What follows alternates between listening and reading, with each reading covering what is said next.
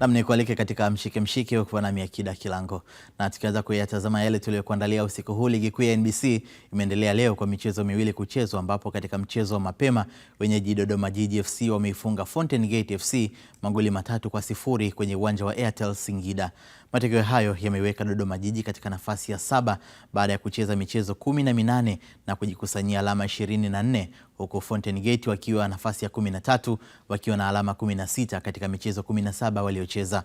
Katika mchezo wa leo, magoli ya Dodoma Jiji yamefungwa na Agustino Nsata aliyefunga goli la kwanza dakika ya 36, Idi Kipagwile aliyefunga dakika ya 69 goli la pili, na Yasin Mgaza aliyefunga dakika ya 90 goli la tatu na la mwisho, na hivi ndivyo hali ilivyokuwa katika mchezo huo.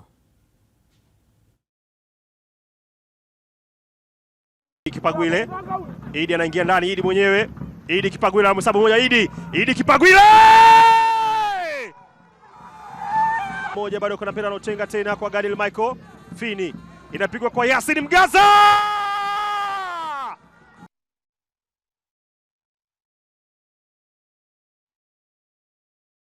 Na hivyo ndivyo ambavyo magoli yaliweza kupatikana katika mchezo huo. Lakini baada ya mchezo wenyewe kukamilika, kocha wa Dodoma Jiji FC pamoja na yule wa Fountain Gate wametoa tathmini juu ya kilichotokea katika dakika 90. Ni katika dimba la Airtel Stadium hapa mkoani Singida. Mchezo ulianza kwa kasi, huku Dodoma Jiji wakionyesha nia ya mapema ya kupata pointi 3. Mashambulizi ya mfululizo yalizaa matunda, ambapo walima zabibu walifanikiwa kwenda mapumziko wakiwa tayari na uongozi mkononi. Safu ya ulinzi ya Fountain Gate FC ilionekana kulegalega mbele ya washambuliaji wa Dodoma Jiji ambao walitumia vyema nafasi walizozitengeneza na kupata mabao 3. Mechi ilikuwa nzuri, ukiangalia kwa namna moja ama nyingine mechi tumeapproach vizuri. Tulikuwa na siku nzuri kwa maana ya mipango yetu ya kazi, tulikuwa na siku nzuri kwa maana ya wachezaji walivyoamka, tulikuwa na siku nzuri kwa maana ya saikolojia ya timu yenyewe kwa ujumla. So hiyo siku nzuri imetufanya tumekuwa na performance bora kabisa. Ukiangalia timu jinsi ilivyocheza leo, ni moja ya performance ambazo ni bora kabisa kwenye ligi. Nafikiri tutafanya maandalizi sasa hivi, mechi inayofuata ni mechi ya CRDB Confederation. So focus yetu sasa ni kucheza mechi hiyo against Simba. So tunaamini kwamba ushindi ambao tumeupata umetuboost morali. Kwa hiyo tuna mahali pa kuanzia. Kwa hiyo baada ya hapo tunafikiri kwamba focus itakuwa mechi ya CRDB then na mechi zingine za ligi, lakini iliyoko karibu ni against Simba. Leo tunapenda kushukuru Mungu kwamba tumemaliza mchezo salama. Kikubwa mchezo ulikuwa mgumu kama ulivyoona, tulikutana na mpinzani mgumu, lakini tunashukuru Mungu kwamba tuliingia na game plani ambayo mwalimu alituelekeza tuje kuingia nayo. Tunashukuru Mungu tumeingia nayo, tumeweza kumiliki mchezo mwanzo mpaka mwisho, na mwisho wa siku tumeweza kupata ushindi. Kwa mchezo wa rahisi ulikuwa mgumu. Upande wao mashabiki wa klabu ya Dodoma Jiji wakatamba. Ndio leo nauona ni mzuri, na katika raundi ya pili tunayoienda naona kabisa Dodoma Jiji tunafanya vizuri zaidi ya hii raundi ya kwanza tuliyoianza. Namna moja ama nyingine wewe mwenyewe umeuona, ndugu mwandishi wa habari, kwa sababu mchezo umekuwa mzuri sana kwetu na tumefanya kwa juhudi yetu na tumekosa magoli mengi, lakini ya magoli 3 yanatutosha sana. Kwa pointi 3 hizo zinatutosha pia. Furahia sana tu. Kwa kweli kwa timu yangu Dodoma Jiji inazidi kunipa matumaini sana. Yaani kwa kweli hapa naona sasa gari limewaka. Katika hii raundi ya pili tunaoenda, matumaini ya timu yetu Dodoma Jiji kwa kweli tunazidi kupata furaha kama sisi mashabiki wa Dodoma Jiji. Na kama tunaendelea kuchezea katika uwanja huu tu, tutazidi kupata mafanikio mengi sana. Matokeo yatakuwa ni mengi sana. Kwa matokeo haya yaliyopata Dodoma Jiji leo, wanaendelea kujiongezea nafasi katika msimamo wa ligi kuu ya NBC Tanzania bara.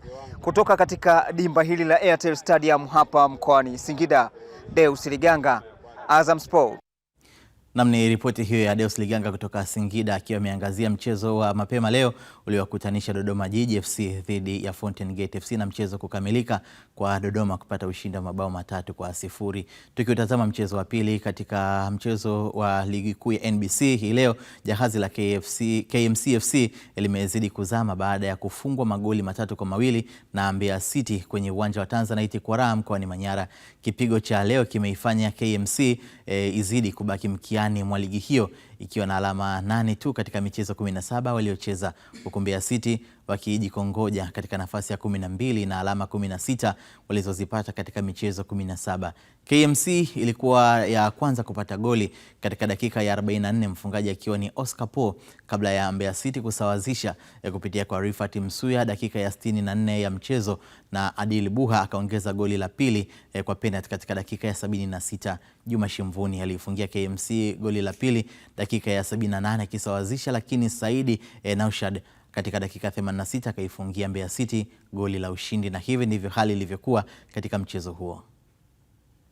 Timu ya Mbeya City kutoka hapa mkoani Manyara inatakata katika uwanja wake wa nyumbani wa Tanzanite Kwara, ambapo inaondoka na alama 3 muhimu kwenye mchezo huu kwa kuifunga KMC goli 3-2, na hawa ni makocha wa timu zote mbili wanazungumza namna ambavyo dakika 90 zilikuwa. Kwanza ni wapongeze vijana wangu, hawakucheza vibaya pamoja na kupoteza mchezo, lakini mistake utasema ni mistake za kiuchezaji, kwa sababu kama unavyoona tumefunga magoli mepesi, tumeruhusu. Kwa hiyo hicho nacho kimetukosti. Kwa hiyo kikubwa zaidi mimi niseme kwa mpira umeisha, tunataka kazi kubwa kufanya, kwa sababu mechi kama leo tulikuwa na imani kubwa, kwa sababu tumejitoa na tumeona kila idara zimefanya kazi, tumeweza kutangulia.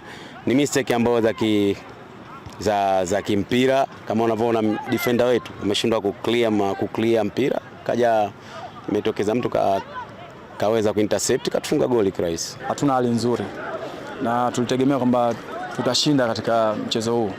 Basi kama sio kushinda, hata sare tunaweza kupata, lakini kama mlivyoona kilichotokea ndio mpira tena, hatuna namna. Walitutangulia haja upambana. Inakupa nini katika mechi zijazo mchushindi wale? Mimi timu yangu naijua vizuri sana. Sisi kinachotuyumbisha ni matokeo tu. Ni matokeo tu. Nafikiri mliona first half mpira wote tumecheza sisi, tukaja kufungwa goli, wamekuja mara moja ndio hilo. Kwa hiyo mimi naamini hivi tukiendelea kupata ushindi ndio tutaendelea kuimarika zaidi.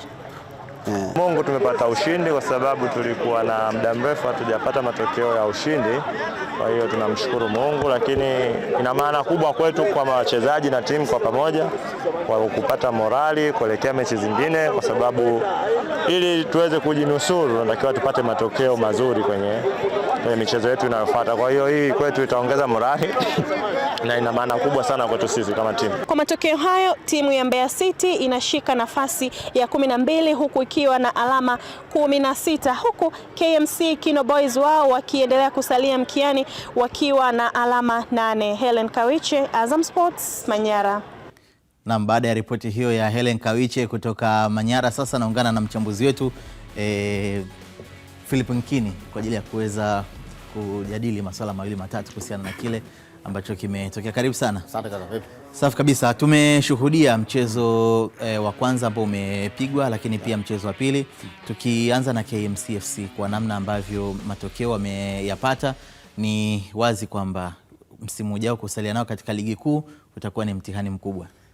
KMC ana kazi ngumu. Kwanza ana kazi ngumu kwa sababu hii aliocheza kwake inakuwa ni kama vile ni dabi. Yaani unacheza na watu ambao mnapambana wote kule chini. Sasa ukipoteza kwenye mechi kama hizi, na maana umempa advantage mwenzio. Kwa hiyo kwake pointi 8 ambazo anazo kuanzia mzunguko wa pili wa ligi umeanza, unamuona kila siku anapambana kuhakikisha anapata angalau anafunga magoli sasa hivi, lakini bado anashindwa kuondoka na ushindi. Mechi kama ya leo alikuwa anaweza akashindwa kuondoka na pointi 3, lakini kama sio uzembe wa wachezaji mmoja basi alikuwa anaweza hata kupata pointi 1. Nafikiri hayakuwa matokeo mazuri sana kwao, na haya yanazidi kuwaonesha sasa kwamba wana safari ndefu sana ya kufanya, kwa sababu hizi ndio aina ya timu ambazo wanaweza kupata ushindi dhidi yao. Walikuwa nakosea wapi? Kwa sababu walitangulia wao kupata bao, wakaja wakasawazisha, lakini baadaye pia wakajikuta wanapoteza mabao 3-2. Mara nyingi kwenye timu kama hujashinda muda mrefu, pressure inakuwa ni kubwa sana kwenye timu. Ulikuwa ukiangalia KMC jinsi ambavyo wanacheza kuanzia washambuliaji wao,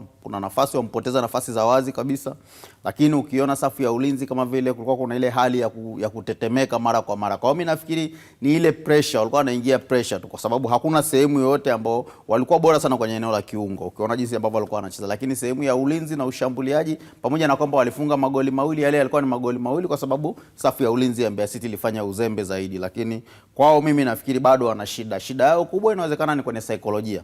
Mwalimu wao inabidi akae nao chini na kuwaambia kwamba hii ni hali ya kawaida, na waende kwenye mechi wakiamini ya kwamba wana uwezo wa kucheza na kushinda, kwa sababu unaona kila goli wakifungwa wanaamini ya kwamba mechi ndio imeisha, wanapooza, wengine wanalala chini, yani wakiwa wanaona kwamba mechi yenyewe ishaisha, kumbe bado kuna dakika zingine 20 au 30 za kucheza. Kwa hiyo pressure ni kubwa sana kwao. Umezungumzia hili la kupewa ushauri. Unadhani hili linaweza likafanya kazi wakiwa bado ligi kuu au tenda kulifanyia kazi wakiwa First Division League ili waweze kurudi kwa kuzingatia msimamo huu? Kwa pointi ambazo wamebakiza mpaka sasa hivi kwenye ligi, ukiwaona hapo wamecheza mechi 17, wana zaidi ya pointi 36. Hizo pointi 36 unaweza kuzipambania ukachukua angalau pointi 30. Unaweza za kwako 8 unakuwa na 38 unabaki kwenye ligi.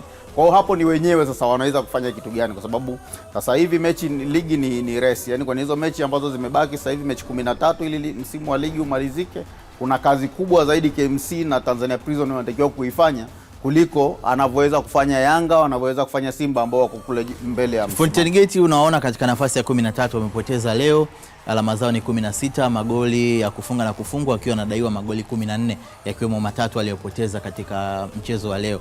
Walikuwa katika nafasi ya 12 lakini wameshuka. Mazingira yanaelekea kwamba wanaweza wakajikuta wakicheza playoff kama msimu uliopita.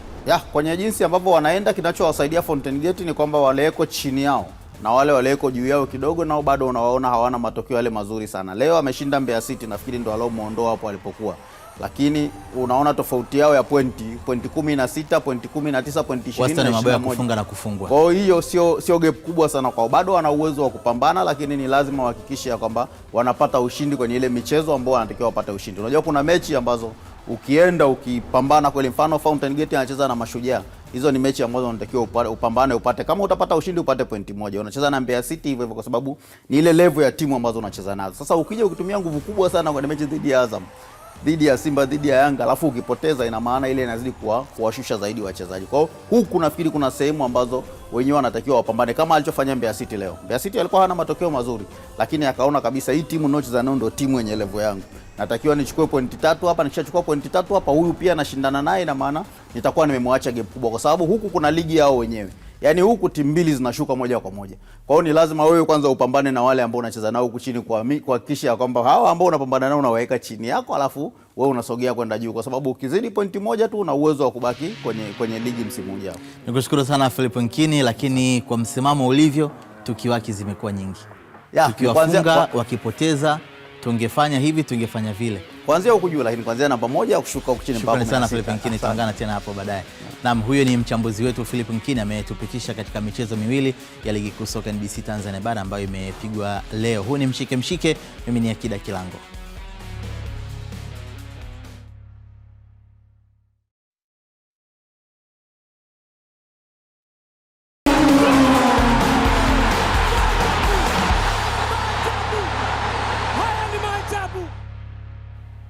Na tukiendelea kutazama mengine katika mshike mshike, ligi kuu ya NBC itaendelea kesho kwa mchezo kati ya Young Africans dhidi ya Tanzania Prisons utakaopigwa kwenye uwanja wa KMC Complex kuanzia saa 12 na dakika 30 jioni. Yanga Sports Club kupitia kwa kocha wake msaidizi Matthew Silva imesema imejiandaa vizuri na mchezo huo. Tukiongelea kuhusiana na mchezo wa Tanzania Prisons, ni kana kwamba tumerudi baada ya likizo fupi, na ni jambo jema kwetu, kwa maana tumetumia nafasi hiyo kuweka sawa wachezaji wetu, na ilikuwa nafasi nzuri kwetu kuungana na kushirikiana kwa pamoja, ikiwa ni pamoja na kupona kwa wachezaji wetu waliokuwa majeruhi. Tunajiandaa, tuko tayari kurudi tena kwa ajili ya mashindano, huku tukifahamu ubora na ushindani wa Tanzania Prisons.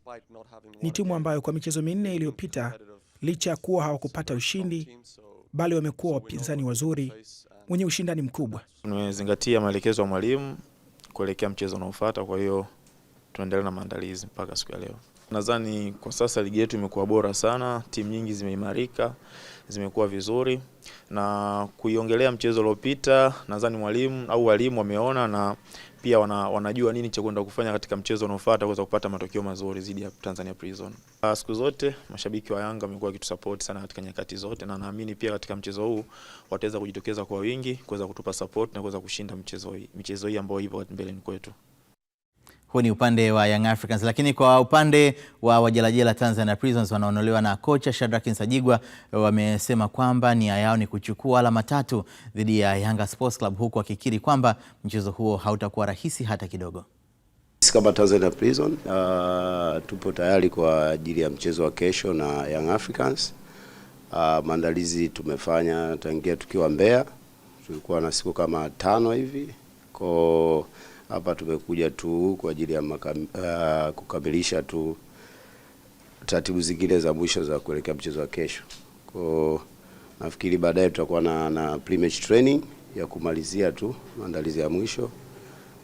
Kimbinu tupo tayari kama nilivyosema, kwa tushafanya mazoezi Mbeya, tulikuwa na mazoezi ya siku 6 ngapi, kwa sisi tupo tayari kwa ajili ya mchezo wa kesho na Yanga.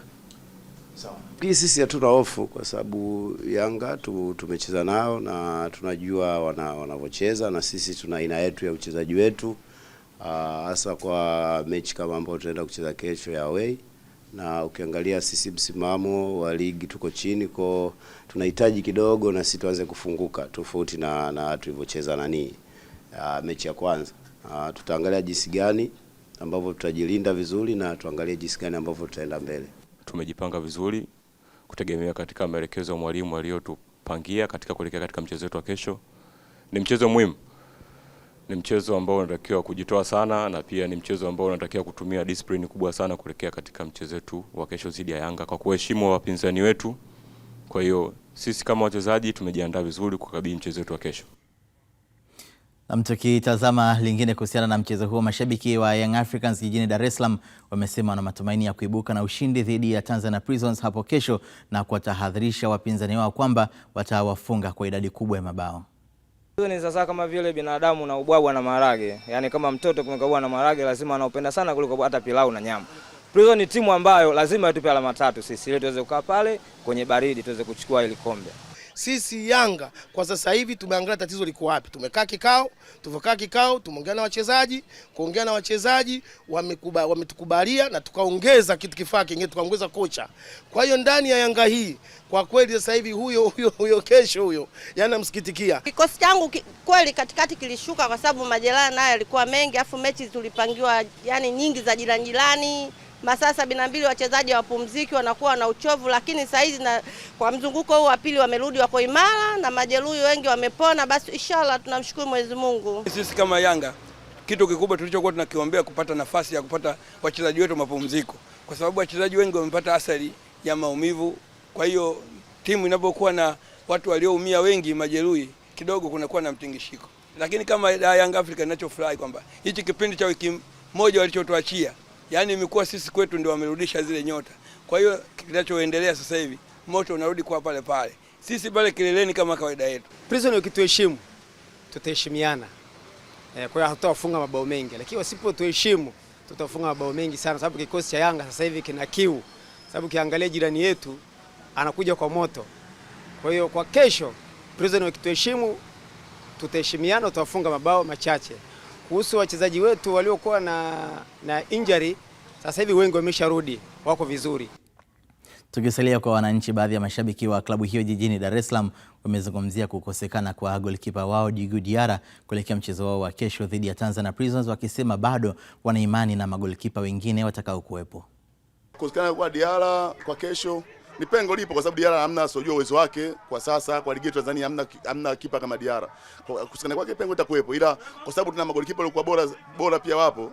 Yupo Msheri, yupo Masalanga na imani tazibika. Na pia ujio wa majeruhi ambao wamerudi kina Baka na wengineo. Na imani kesho sina mashaka. Kama ningepona majeruhi wale majeruhi hajarudi na pia na pengo la Diarra, ningeona mashaka makubwa. Bila Diarra tunacheza. Yanga ilishacheza kipindi fulani hatuna Aziziki na Yanga ikaperform. Tulishacheza Baka yupo, mabeki karibu wote, Jobu hayupo na tukaperform. Kwa hivyo bila Diarra nataka nikwambie Misheri atakaa pale golini na mambo atakaa sawa sawa. Japo ukweli kabisa usiyepingika kwamba sisi bila Diarra anatutengenezeaga zaidi ya 70% ya ushindi wetu. Kwa hivyo tutakuwa na mapungufu. Lakini nataka nikwambie kwamba tutacheza kimbinu. Yanga ni timu kubwa na tuna mpango wa kushinda, hatuna wasiwasi. Tunaendelea tulipoishia dadangu. Mziki ni ule ule. Hata kama Diarra yupo lakini Msheli yupo. Sawa, Komen yupo. Kwa hiyo moto utakuwa bado ni ule ule. Nashukuru Mungu majeruhi wote kwanza wamerudi.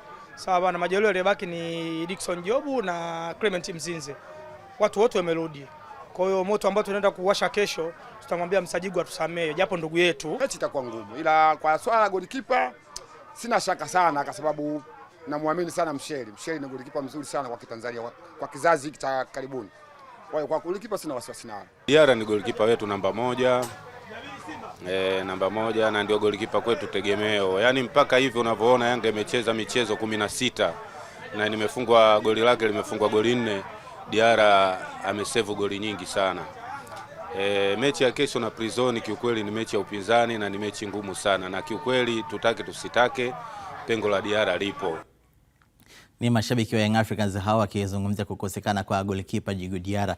Na kwa nafasi hii sasa nitazame kile ambacho tumekuuliza kupitia katika kurasa zetu za mitandao ya kijamii na kujua ni kipi ambacho umeweza kutujibu. Swali lilikuwa ni Yanga kuialika Tanzania Prisons kesho KMC Complex. Je, unawaona wananchi wakizidi kujiimarisha kileleni? Swali lilikuwa ni hilo, lakini sasa tutazame kile ambacho umeweza kutuandikia kupitia katika kurasa zetu, tukianza na Facebook. Huyu ni Juma Ngimba kutoka Mafinga Town, anasema kwangu nategemea kuona mpira wenye mvuto zaidi na wenye ushindani mkubwa, maana kwenye raundi hii ya pili kila timu huwa inajipanga sana, hasa hizi timu ndogo kwa kutoshuka daraja. Kwa hiyo nategemea ushindi kwa Yanga ili wajiweke sehemu salama ya kuongoza msimamo. Lakini Hizir Kala wa Mwanjel wa Mbeya anasema nina imani Yanga haitarudia makosa ya kutoa sare tena. Ushindi kesho kwa vyovyote vile, japo mechi ni ngumu sana. Tanzania Prisons sio wanyonge sana. Lakini Bakari Saria B-Boy kutoka kocha Kindo Moshi anasema watakutana na upinzani mkubwa kutoka kwa Tanzania Prisons, kwa hiyo wasitegemee kuchukua alama 3 kirahisi. Hayo ni maoni ambayo umetuandikia kupitia katika ukurasa wetu wa Facebook, lakini sasa tutazame kile ambacho umetuandikia kupitia katika kurasa yetu ya Instagram. Daniel Mwansasu anasema mechi ngumu kutokana na ligi inavyoenda na timu za chini zinavyopambana, hususan zinavyokutana na timu kubwa, lakini naipa nafasi kubwa ya kushinda Yanga kwa sababu hatukubali matokeo mabaya wayapate. Lakini Adman Delinio anasema ni kutoka Zanzibar, anasema mimi naona haitakuwa nyepesi, ila Yanga anatakiwa kukaza kamba kwa sababu kesho Yanga akipoteza hata kuwa na cha kujitetea. Timu imepata muda mzuri wa kujiandaa. Lakini Jafari Kopo kutoka Moshi Kilimanjaro anasema naiona mechi ngumu na msisimko kutoka kila mmoja kuwa na mahitaji yake maalum. Yanga wakihitaji kujichimbia kileleni, Prisons wakihitaji kujinasua na hatari ya kushuka daraja. Na hiyo na mechi yenye matokeo mawili, either draw au Yanga kushinda. Hayo ni maoni ambayo umeweza kutuandikia kupitia katika ukurasa wetu wa Instagram, lakini pia Facebook nimeweza kusoma ulichotuandikia hapo. Lakini tukitazama mengine, kocha wa Pamba Jiji Francis Baraza ameuelezea mchezo wao dhidi ya Mashujaa kuwa hautakuwa mwepesi, lakini itawalazimu kuzipambania alama 3 dimba la Lake Tanganyika ili wazidi kukaa sehemu salama katika msimamo wa ligi kuu ya NBC. Mechi ya Simba ilikuwa na plani yake. Mechi ya Azam ilikuwa na plani yake. Ukija kwa mechi ya leo, ya kesho, tunacheza mama jeshi. Timu ya kijeshi tunajua mbinu zao. Tunajua lazima uwe fit. Na najua kulingana na mwenendo wanapocheza baada ya iliyokuja, najua mchezo utakuwa mzuri na utakuwa mgumu. Kiujumla wachezaji wamejiandaa kwa maandalizi makubwa. Kuanzia section ya walimu wa mazoezi, unaona kabisa kila mchezaji ana ushawishi wa kupata nafasi katika mechi ya kesho, ama kila mchezaji anahitaji wa kupata nafasi katika mechi ya kesho. Kwa hiyo kilichobaki ni maamuzi tu ya kocha, nani aanze naye katika mechi ya kesho ili tuweze kupata ushindi. Kwa upande wa Mashujaa, kocha wa timu hiyo Jamhuri Kiwelo Julio amesema kwamba anategemea kupata upinzani katika mchezo wao wa kesho dhidi ya Pamba Jiji FC utakaopigwa dimba la Lake Tanganyika mkoani Kigoma, lakini kikosi chake kimejipanga vema kuvuna alama 3. Kwa upande wa beki Samuel Nditi akiongea kwa niaba ya wachezaji wenzake amesema kwamba kikosi kina hamasa ya kupata matokeo katika mchezo huo. Physical wako vizuri, mental wako vizuri, na tumeweza kucheza mechi za kirafiki, zimenifurahisha kama mwalimu kuona kwamba nilipowachukua na hapa walipo kuna mabadiliko.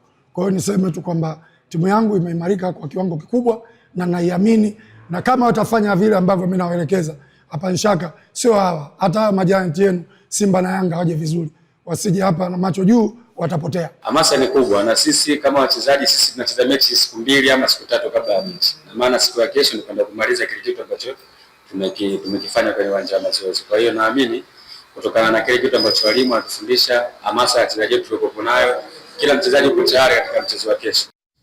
Jamhuri Kiwelo Julio huyo akisema yoyote anakwenda Kigoma basi ajipange. Lakini baadhi ya mashabiki wa klabu ya Mashujaa mkoani Kigoma wametoa maoni yao kuelekea katika mchezo wao wa kesho wa ligi kuu NBC dhidi ya Pamba Jiji, wakikiri kwamba mchezo huo hautakuwa mwepesi. Na tunatumaini sisi kama mashabiki tuna imani hatotoka mtu, kwa sababu tunaamini wachezaji wetu, performance ya wachezaji na hata kiujumla benchi la ufundi, hata kocha mwenyewe anafanya vizuri. Kwa hiyo tunatumaini huu mchezo tutapata matokeo mazuri.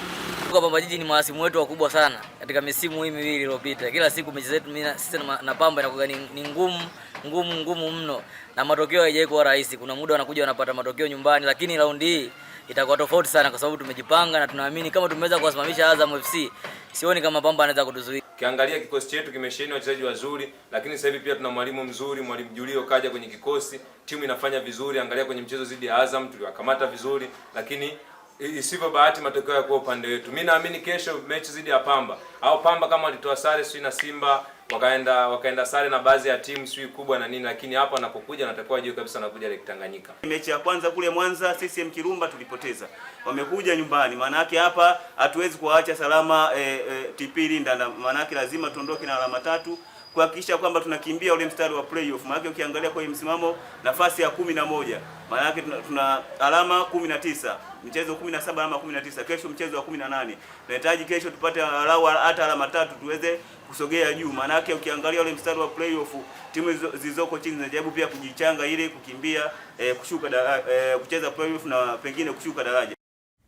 Ni mashabiki hao wa Mashujaa wakiuzungumzia mchezo wao wa kesho, lakini ndivyo tunavyokamilisha nusu saa ya kwanza. Tutakaporejea bado yapo mengi wakiyafahamu, lakini miongoni mwa yale tutakayoyafahamu ni pamoja na haya. Kikosi cha matajiri wa jiji Azam FC kimetamba kufanya vizuri katika mchezo wao wa kesho kutwa dhidi ya Simba. Na kuelekea mchezo wa kesho wa ligi kuu ya Hispania La Liga kati ya FC Barcelona na Atletico Madrid, kocha wa Barcelona Hans Flick amesema anategemea upinzani mkali kutoka kwa wapinzani wao.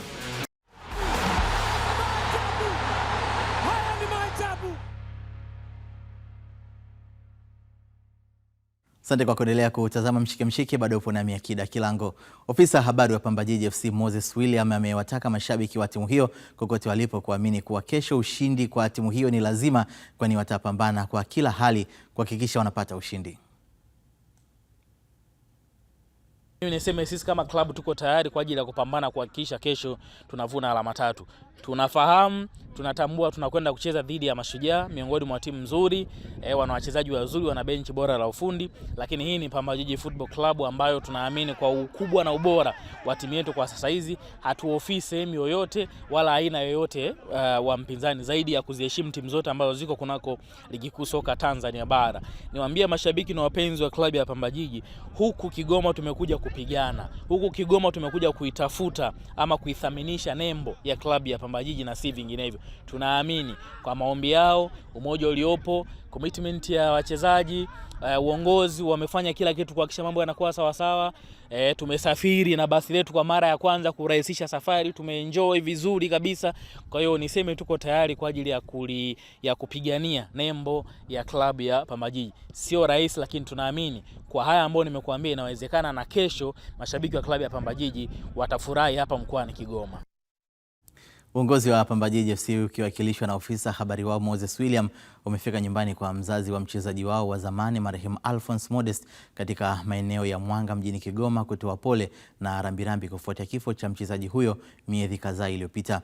Pamba Jiji walikutana na baba mzazi wa Alphonse Modest na hii ni sehemu ya mazungumzo yao.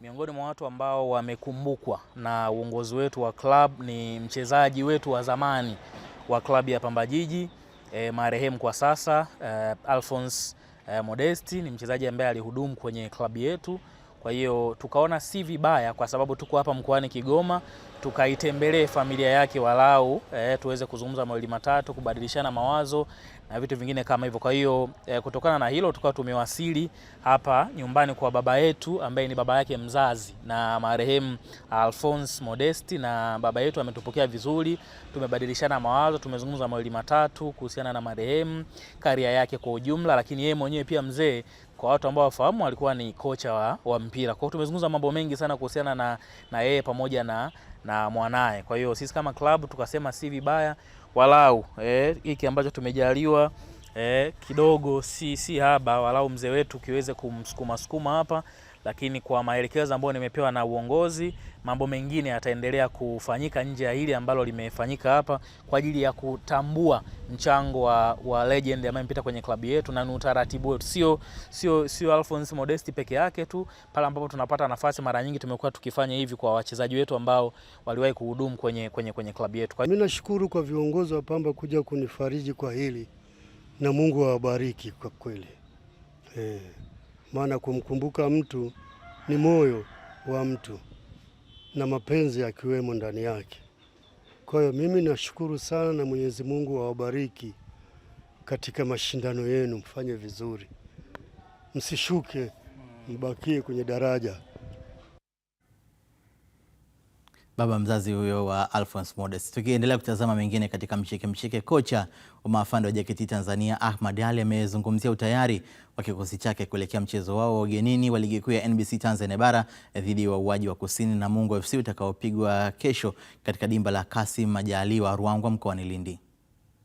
Maandalizi yako vizuri toka tulipotoka mpaka hapa tulipofika.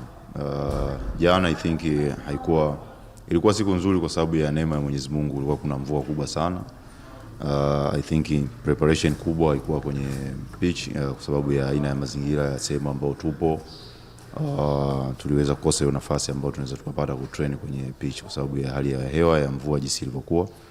So jaribu kuona namna gani ya kuweza kuweka miili ya wachezaji sawa, basi siku ya leo tuweze kupata hiyo feeling ya kwenye pitch. So all preparation, tuko tayari, tunajua kwamba tunakuja kucheza mchezo muhimu na mgumu kwetu na kwao pia, so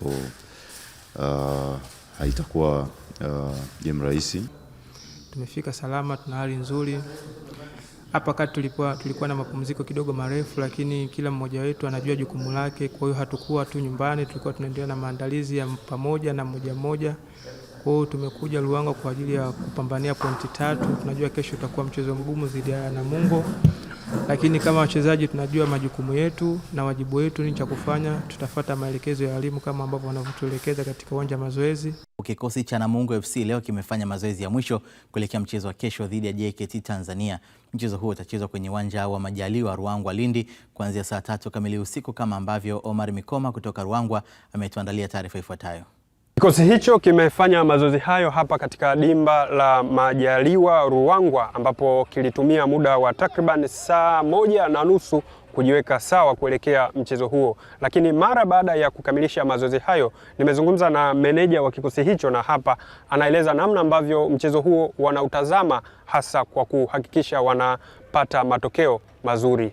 Kimsingi tumekuwa na session nzuri ya mazoezi kwa muda takriban mwezi hivi, tumekuwa hatuna mechi. Kwa hiyo tulivyorejea tumepata muda mzuri wa kufanya matayarisho kuelekea kwenye mchezo huo wa kesho. Tunafahamu utakuwa ni mchezo mgumu. Matokeo ya JKT na Namungo mara kadhaa yametawaliwa sana na sare, kwa maana kwao kutoka sare, wakija nyumbani pia tunapata sare, lakini ni msimu mwingine tofauti sana. Mechi iliyopita raundi ya kwanza tulipata sare kwao ya goli 1-1, na safari wanakuja nyumbani. Tunaamini wao wanahitaji matokeo, lakini sisi tunahitaji matokeo zaidi.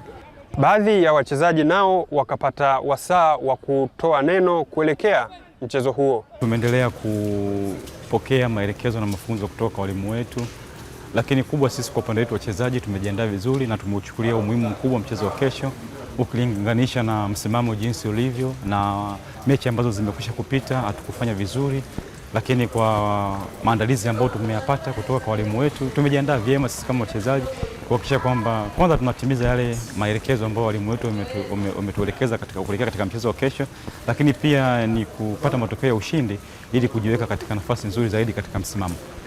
Mashabiki wao tunawahitaji sana, maana wao ndo wachezaji wenyewe, wanasema wachezaji wa 12 uwanjani. Kwa hiyo tunawahitaji wanaruangwa wote waje watusapoti, na walokuwepo mbali na Ruangwa, mashabiki wa Namungo watuombee dua tuweze kufanya vizuri katika mchezo wa kesho. Ikumbukwe kuwa kuelekea mchezo huo Namungo FC itaingia uwanjani hapa Majaliwa Stadium ikiwa na rekodi ya kutopata alama 3 katika michezo takriban 2-3 hivi ya mwisho, ambapo mchezo wa mwisho walicheza dhidi ya Singida Big Stars ambapo walipata matokeo ya sare ya 1-1. Kutoka hapa katika uwanja wa Majaliwa Ruangwa, mimi ni Omar Mikoma, Azam Sports. Na mchezo huu ulikuwa ni dhidi ya Black Stars na sio Singida Big Stars kama ambavyo ameweza kutamka hapo. Lakini tusalie huko Ruangwa ambapo tutazame sasa kilichozungumzwa na mashabiki wa Uwaji wa Kusini na Namungo FC kuelekea mchezo wao wa kesho. Mchezo wa kesho kwangu mimi naona njia ni nyeupe sana, kwa sababu tuna mwalimu ambaye huwezi kumfananisha na mwalimu wa aina yote ndani ya Tanzania hii. Juma Mgunda ni mwalimu mkubwa sana ambaye vilabu vyote vya Tanzania wanamhitaji, lakini yeye tunamiliki sisi wenyewe kutokana na uwezo tuliokuwa nao. Kwa hiyo game kesho ni nyeupe sana, JKT anakufa. Kuelekea mchezo wetu wa kesho dhidi ya JKT, sisi kama Namungo tumejipanga. Kwanza tunashukuru Mungu, mwaka huu timu yetu iko vizuri, tunajivunia kwa hilo, tunajivunia mwalimu wetu Juma Mgunda anazidi kutupush, kutupeleka kwenye mafanikio. Kwa hiyo sisi tunachowaambia tu JKT, kwanza wameyakanyaga, wamekuja huku Ruangwa ni mlango wa bahari wa Hormuz, upiti kirahisi. Kwa hiyo kitakachowakusha kesho wenyewe wataisoma namba. Namungo hii ndo imerudi kwenye mstari wake, tunashukuru Mungu, na sisi washabiki wa Ruangwa tupo pamoja na timu yetu katika kuisupport kwa kila hali. Tunawaambia tu JKT wameyakanyaga, karibuni kwenye uwanja wa Majaliwa, ule unaitwa uwanja wa Majaliwa aka mlango wa Hormuz. Kuingia rahisi, kutoka kazi. Kwa hiyo tunawaambia JKT wajipange. Mchezo wetu wa kesho yote ni mpango wa Mungu, na tumeombea kheri vijana wetu waje kwenye mapambano, kwa sababu jeshi letu ni jeshi sio la akiba. Ni jeshi lile ambalo limetunukiwa na Mwenyezi Mungu, ambalo lipo hapa special kwa ajili ya kupambana. Kwa hiyo tunachoomba wana Namungo mafans, kuna wale friend of Lindi, lakini ndio iko ndani ya Namungo hiyo. Tulikuwa tunaomba tumwagike kwa wingi kesho ili tuangalie katika furaha ya kufufuka kwa Yesu Kristo. Basi tuko pamoja katika Injili ya Bwana ikiwa endeleza kwamba sisi ni ufufuo. Katika ufufuo basi pamoja na Namungo kesho tunapata pointi 3. Namungo hao wakiahidi kupata ufufuo. Lakini tukirejea hapa Dar es Salaam, meneja habari na mawasiliano wa matajiri wa jiji Azam FC Thabit Zakaria Zaka za kazi amesema timu yao imejiandaa vema na iko tayari kuhakikisha wanamkabili Simba Sports Club mchezo wao wa Jumapili. Maandalizi tunaanza leo. Tulikuwa na mechi Singida, tukawa na safari siku moja baada ya mechi. Maana mechi mcheza kule tarehe 1 ya April. Tarehe 2 tumesafiri, so tarehe 3 leo ndio tunaanza mazoezi kujiandaa na mchezo dhidi ya Simba, na kila kitu kimeshapangwa sawa sawa kwa ajili ya maandalizi ya uwanjani ya mechi hii. Kikosi chetu kiko salama, kwa wachezaji ambao tumekuwa tukiwatumia hivi karibuni ambao wameongezeka bila shaka na ujio wa Saaduni ambaye naye alikuwa kwenye majeraha ya muda mrefu. Lakini wale majeruhi wengine ambao na wenyewe ni wa muda mrefu bado hawajarudi kwenye timu. Yahya Zaidi, Abdul Hamid Suleiman Sopu, Adolf Mtasingwa, Charles Manyama, hawa bado hawajarudi kwenye timu na sio sehemu ya mchezo huu. Lakini wengine tuliobakia wako tayari kwa maandalizi ya mchezo na ikimpendeza Mwenyezi Mungu kwa mchezo wenyewe. Na si hatujiandae dhidi ya Beka, tujiandae dhidi ya Bakari wala nani sijui. Tunajiandaa dhidi ya Simba. Regardless waliopo sasa hivi, hata ukiwatoa wote wakija watu wengine wapya kabisa, hiyo bado ni Simba tu. Sio? Kwa sababu ni legacy haiko pale, nini kila kitu ukienda pale unabadilika unakuwa Simba kama ambavyo ilikuwa nyuma. So hakuna cha ziada ambacho tutakifanya eti kwa sababu yuko fulani, ila tutajiandaa kukabiliana na timu ya ukubwa huo ambayo tunaiheshimu kwa siku zote ambazo tunakutana nayo, na safari itakuwa hivyo pia. Tutawaheshimu, tutajiandaa kwa kuwaheshimu, na tutacheza mchezo mzuri wa kulingana na ukubwa wa timu zinazokutana na aina ya mechi ambayo iko mbele. Tukisalia kwa matajiri wa jiji, Azam FC hii leo wameendelea na hamasa kuelekea Mzizima Dabi kupitia idara ya mauzo na masoko inayoongozwa na meneja wake Ayub Shilukindo, ambapo lengo kuu la hamasa hiyo ni kurejesha kwa jamii na kwa kuweza kuchangia damu, ambapo Azam FC kwa kushirikiana na hospitali ya Muhimbili kitengo cha mifupa MOI kuhakikisha jambo hilo linafanyika kikamilifu April 5 Jumapili hii kwenye uwanja wa Azam Complex saa 4 asubuhi. Tunazitaka tena. Hiyo ndio kauli mbiu yetu kuelekea Mzizima Dabi. Hamasa hii tulizindua juzi na huu ni mwendelezo, lakini kikubwa zaidi sisi kama idara ya masoko Azam Football Club tumeamua kuingia ushirikiano na hospitali ya Muhimbili kupitia taasisi ya tiba ya mifupa MOI. Kwa hiyo tutakuwa na ile hamasa kuhamasisha mashabiki wa Azam FC na mashabiki wa mpira kwa ujumla kwa ajili ya kuchangia damu, kwa sababu tunasema yale majanga duniani tumeumbiwa sisi binadamu. Leo wewe, kesho mimi. Kwa hiyo nitoe wito kwa mashabiki wa mpira, wakiwemo mashabiki wa Simba, mashabiki wa timu nyingine na mashabiki wa Azam FC. Kwa hiyo kwa pamoja siku ya mechi tukachangie damu. Kwanza nianze kwa kuwashukuru sana Azam FC kwa kutushirikisha na kutukaribisha kwenye zoezi hili la kuratibu uchangiaji damu wa hiari. Ikumbuke kwamba damu haiuzwi. Hakuna duka linalouza damu duniani kote. Damu lazima itoke kwa binadamu mwingine, na sisi kwetu damu ni tiba. Kwa hiyo niwashukuru sana Azam kupitia Azam FC pamoja na viongozi wote wa Azam Group. Kuzungumzia labda hii dabi ya Jumapili. Sisi kama mashabiki wa Azam, hasa mimi nina academy yangu ya Kibonde Majibi Academy ambao ni partners wa Azam FC. Sisi tumejipanga kwa sababu tunajua nini tunaenda kufanya Jumapili. Jumapili ni siku ya maumivu kwa wenzetu Yanga Afrika. Kwa sababu kama tuliweza kucheza na Yanga mechi ambayo ilipita tuliwakosa kwa bahati mbaya. Lakini tukisalia kwa matajiri wa jiji, mwandishi wetu Omar Suleiman amekita kambi katika uwanja wa KMC, katika uwanja wa Azam Complex hii leo na kutuandalia taarifa ifuatayo. Siku chache na masaa kadhaa yamesalia kuelekea Mzizima Dabi, matajiri wa jiji Azam FC wakiwaalika wanyama wakali mawindoni Simba Sports Club katika uwanja wa Azam Complex. Dabi ambayo inasubiriwa kwa hamu sana, dabu ambayo majigambo yameshafanyika, kila mmoja ameshatamba kwa upande wake. Kinachosubiriwa ni kipute cha dakika 90. Nani kuibuka kidedea, nani kumtambia mwenzake, nani kuwa mbabe katika mchezo huo. Mashabiki wanatamba na kila mmoja anaamini timu yake inakwenda kuvuna alama zote 3 katika mchezo huo. Kama ukiangalia vizuri mechi Simba aliocheza jana, unaweza ukaona kabisa kwamba tayari tuna timu nzuri ya kuweza kushindana. Tulikuwa na wachezaji karibia wawili wakubwa hapo nje, golikipa Kasali, tulikuwa na Elim Panzo Kibensawala nje. Unaona, lakini Simba inazidi kufanya vizuri. Angalia hata jinsi magoli ambayo Simba wanayatengeneza.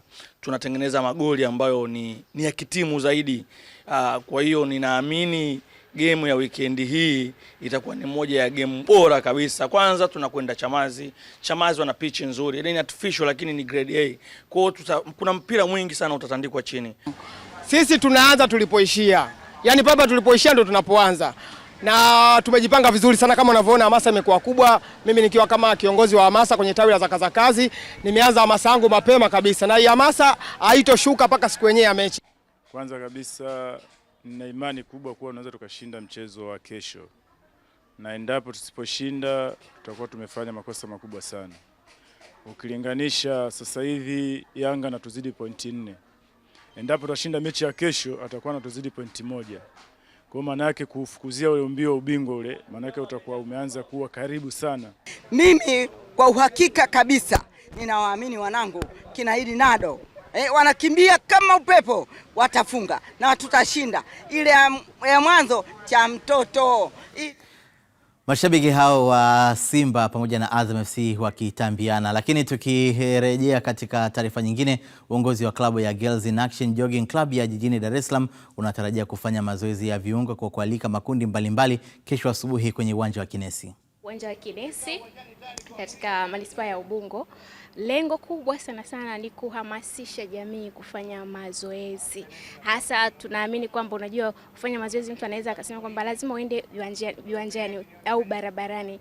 Kwa hiyo jogging ya kesho itahusisha tu sehemu ndogo kwa ajili ya kuswetisha mwili, kwa sababu tunaamini kwamba kusweti ni sehemu ya kuondoa takataka mwilini ama kusaidia mwili kuweza kufanya kazi vizuri, kusaidia viungo vya mwili viweze kufanya kazi vizuri. Tunaamini pia kwamba sasa hivi watu wengi sana wanafariki na magonjwa yasiyoambukiza ambayo kiukweli kabisa au kiuhalisia yanatokana na chakula. Na jogging yetu tumeipa jina la Ubungo Run Against NCDs. Kwa hiyo ama tunaweza kusema kwamba tunapinga magonjwa yasiyoambukiza, lakini pia tunasema kwamba hatua moja leo, afya bora kesho. Kwa hiyo unapopiga hatua moja leo, ina maana kesho utapata afya bora. Naam, ndivyo ambavyo tunahitimisha hivyo mshike usiku huu, na miongoni mwa yale ambao uliyafahamu tulitazama kilichotokea pale Dodoma, pale Singida katika mchezo wa ligi kuu soka NBC Tanzania bara, lakini pia KMC kuendelea kupoteza, lakini pia tumeweza kufahamu kuhusiana na mchezo wa kesho utakaoonyeshwa kupitia kisimbuzi chako cha Azam TV, ambapo Barcelona watakuwa mzigoni saa 4 kamili usiku. Kufika hapo niseme kwamba hatuna la ziada katika mshike. Kwa niaba ya timu nzima iliyoshiriki kukuandalia, mimi ni Akida Kilango, Akidu Kaida, nikutakie na usiku mwema.